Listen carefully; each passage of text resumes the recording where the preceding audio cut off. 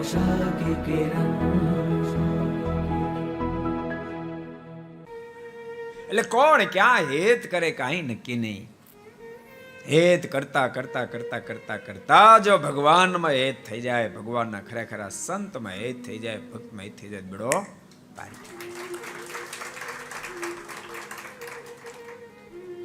આપણે અબજો યુગોથી અબજો જન્મ ધારણ કરી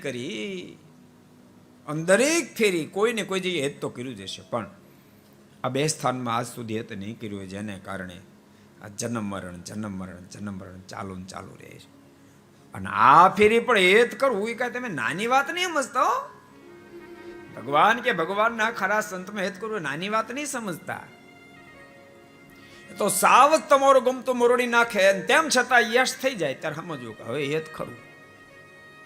એ તો જાળવવા પડે, અમારે જાળવવા પડે, હાથ ફેરવીને વાત કરવી પડે. ત્યાં સુધી હેતમાં ફેર છે.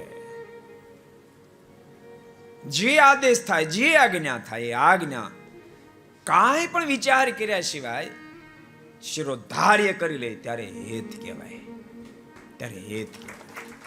को पसंद आया हो तो लाइक करें और शेयर करना मत भूलिए. सब्सक्राइब करें सरदार कथा चैनल को और बेल आइकॉन पर क्लिक करना मत भूलिए लेटेस्ट वीडियो सबसे पहले पाने के लिए.